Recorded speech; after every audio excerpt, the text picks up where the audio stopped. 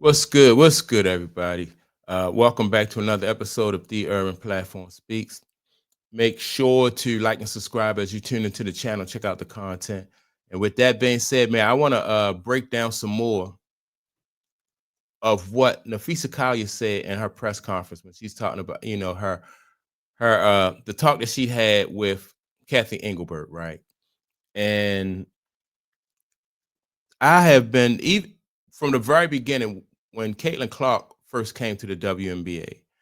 Caitlin Clark and Angel Reese, when they first came to the WNBA, I was telling people that the WNBA did not really, they never wanted to grow, right? They were happy with where the league was, with the NBA subsidizing them. They were happy with it, right? And once Caitlin, the popularity of Caitlin Clark coming to the WNBA just brought so many fans and just brought so much attention that it kind of messed things up for the NBA and the WNBA. Like she really messed up the status quo, you know, because they could continue to put these stats out like, okay, yeah, well, we're not making money. We lost $50 million this year. We lost $25 million, and so we are subsidizing the WNBA. But with all this attention and excitement around Caitlin Clark, they and people see that, like the fans are coming, the advertising deal, merch is selling, so they that kind of messed it up. Then you had the WNBA was actually their games, most of their games were on a Lifetime network. So that if you want to grow your league, you're not going to be playing your games on a Lifetime network, right? You're going to have your games on a network that way people is going to be out there in front and people could see it. So they really wasn't trying to grow, but Caitlin Clark just messed all that up. And now that the WNBA is has drummed up all that excitement, I think they were looking for ways to like to throw a wet blanket on that, right? Allowing people to foul her and allowing people to just to just to do a lot of things to really discourage her and and really just have the things go back to what they were. And so and they might have even been might have even been happy when she got hurt, because now that like the attendance and ticket prices has dropped, they could they could say, well, it's not sustainable. We knew that it wasn't going to be sustainable, when really their approach should have been, all right, let's take this momentum and build on that. But they didn't want to, right? And I think for plenty of different reasons. I told from the very beginning, I was telling people, I was like, the WNBA don't want to grow because that means that they're going to have to split that revenue, that money with more people. Like, number one, the players are going to want more money. They knew that going, that once this league grew in popularity, the players was going to want more money. Anytime you got somebody coming into a professional basketball player, any professional athlete getting paid less than 80,000, getting less than six figures a year. They getting paid $78,000 a year. Angel Reese make 78. I think Caitlin Clark made 78,000 for playing basketball. That's crazy. It's crazy. Revenue shares is like 9%. Like 9% is the lowest amount revenue share for any professional league. I think the next lowest one is 18%. I'm not sure what league that is, but like that's twice what the WNBA is getting. So that right there just go to show that they never wanted to grow. They don't have any respect for these professional athletes at all. And the only reason why they're even talking about expanding, the only reason why they're talking about coming to the table and paying these women more is because of the popularity of Caitlin Clark, Angel Reese, Paige Beckers. That's it. If it wasn't for that, they would be like, all right, y'all go ahead. And also, I think this unrivaled league I think that was very intelligent of Breonna Stewart and Nafisa Collier to start that league, because that gives these young ladies leverage. Like they don't have to go to Europe and play basketball, or to China or Russia or anything like that.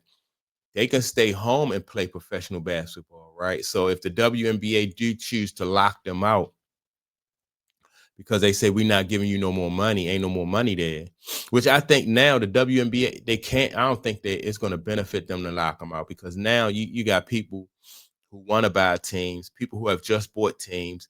Then you have evaluation of the teams going up. Like some of the teams are worth like a $500 million. Some of them worth like $300 million. So you can't just ask people to throw that away. That's a lot of money. So they're in a position now, and they trying to make it look like the players don't have leverage. But the more I look at the situation, the players do have a certain amount of leverage, and part of their leverage is in which Nafisa Collier, it was good that she mentioned and she gave credit to these young ladies that's coming in and that's feeding the popularity of the league. So she said Caitlin Clark, Angel Reese, and Paige Beckers, right?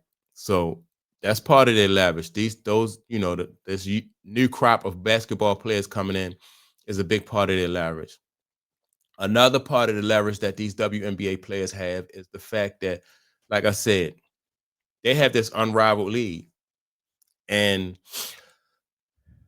by this unrivaled league gaining, it's going to gain popularity, or it's going to either blow up depending on what the WNBA do. These players will just go play in that unrivaled league. And so the unrivaled league will probably go from like a 3-on-3 league to a 5-on-5 league. And then it'll be, that's when the money is going to roll in.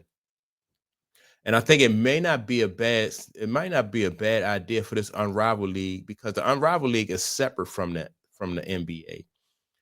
Because it just seems like as long as the NBA has a hand in it, the NBA, believe it or not, has a vested interest in the WNBA not succeeding. Like I said, from a money standpoint, because that's fans who watch the NBA and fans who watch the WNBA. That's really, in my opinion, that's the same market. It's the same market, and the reason why I say it's the same market is women don't really support the WNBA. Now I can see if you had a large, they don't support it like men support the NBA, right? And so if you had a large amount of women that was like filling all of these arenas like what men do with the NBA, then then you could say, all right, they have leverage. And that's why the WNBA keeps throwing that word around, like sustainability, which the WNBA players are doing their part.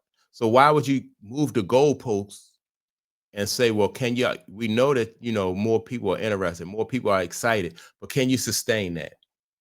That's less like you working hard all year, then you go in for your review and your boss say, well, I'm not going to give you a raise until until you're able to sustain that. But they did it already. Now you're moving the goalposts, you know. So now what do you want to sustain it for 2 years? When really they was getting the short end of the stick from day one. And that's what all those t-shirts that said pay us what you owe us. It's paying them 9%. 9% was crazy. 9%, that's the lowest. Like I said, that's the lowest when it comes to all professional sports. And so now, they try to move the goalposts. That unrivaled league gives them leverage. The fact that people are really excited about, Caitlin Clark and these new young ladies that's in the league, and the ones that are coming, it gives them leverage, and yeah. But when Nafisa Collier gave that press conference, she just really, it's so much to unpack that she said in that press conference. And she was very articulate, and she had everything laid out. She stayed and answered questions, and so I know she's gonna take a heavy fine for that, but it was things that really needed to be said. She acknowledged, like I said, the young group of players that came in. That's just the reason why it's like a rebirth for the WNBA, and it's even better than it was, like, or more excitement around the game than it was in '97 when the game first started. So, but yeah, that's my take on it. The NBA and the WNBA never really wanted to grow, and this girl Caitlin Clark just messed all that up with her logo threes and stuff like that, man. So, with that being said, man, y'all make sure and like and subscribe to the channel. Don't forget to leave a comment, and I will check you all out in the next video. Peace.